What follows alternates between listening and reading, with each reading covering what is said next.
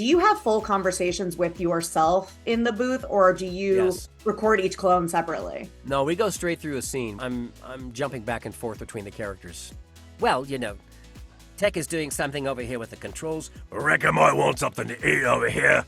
And Crosshair's just lurking in the corner. And Hunter thinks maybe we shouldn't do it this way. And Echo says, well, we should, because that's the right thing to do. They're just different people. They just feel different to me, and so I can just kind of jump back and forth under the guidance of the words.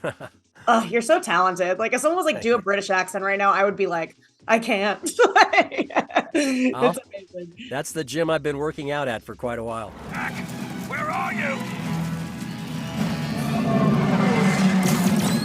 Why is Omega hanging off the ship? It is an unscheduled study break. Hi, Dee. How are you? Hey, Ash, good to talk to you. Good to talk to you. I always love your background and your room. It's great. Thank you. I love it too. It gives me energy. It charges my enthusiasm. Yeah, I need your tips. I need to redecorate. So coming back for season 2, finally here, finally upon us. What are you most excited for fans to see this time around? The thing I'm most excited about is season 2 is even better than season 1.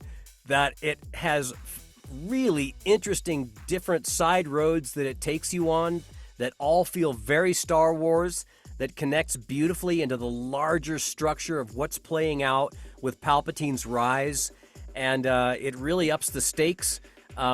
It's my favorite part is to follow Crosshair's journey and to really deepen that character with the trials that he is subjected to, and it's just such great storytelling. It's not just the innovative fun of the spaceships and the battles and the fights, which are so beautifully executed, but it's also the heartfelt story of the child growing up, of the guys trying to be dads and learning to deal with this wildly challenging improvisational situation that's flying at them. And I really think that everybody who's ever seen any Star Wars is going to love these guys and Omega and the whole thing even more, because I'm so impressed and just so in love with how much better it is, which I wouldn't have been able to believe unless I'd seen it, but I've seen it now, and it's incredible. We are not the enemy. The Empire seeks to establish peace and order throughout the galaxy. Peace was never an option. Yeah, it's also just such a pivotal moment in Star Wars in the history. What does that mean to you? Yeah, I mean, it's fascinating to see Palpatine's iron grip starting to close, and then that, under that kind of stress, you find out who you are, right?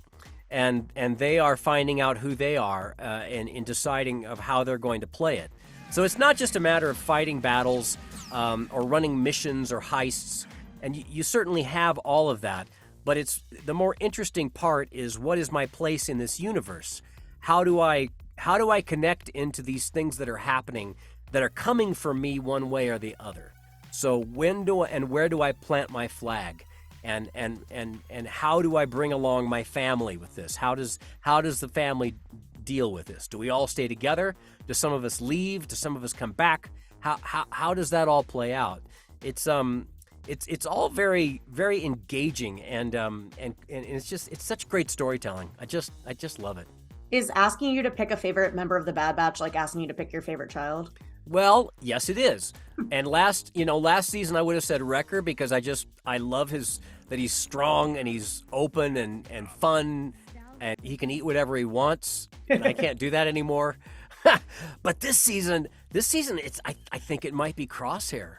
His journey and what he goes through is really heartbreaking. You offered us a chance, Crosshair. This is yours. I made my decision. He's a tough diamond of a character that I think is made even more clarified and sharper and more revealed in this season. And it's a really interesting story arc for who he is and what he's going through. And for me, for this season, it's going to be Crosshair. Love that. Now, since it is a new season, they're a little bit older. Do you tweak the voices at all between seasons? There's no general tweaking other than them just reacting to what's flying at them. There's difference in how they relate to Omega. Definitely, they give her more trust. They give her more leeway, and they listen more to what she wants to do or thinks that they should do. I mean, she just says we're going to do this, and you know that she means it, and they're like, well, she's the kid's really competent and she's really bright and she has a point. I guess we'll go that way. Right. And so it's fun to see her come online with her status and authority within the group. That starts right out of the gate. So there are a lot of theories going into season 2. Do you have a favorite one that you've read so far? I am unaware of the theories. I'm sorry. I'll give you a few. So Okay. Crosshair will be fully redeemed.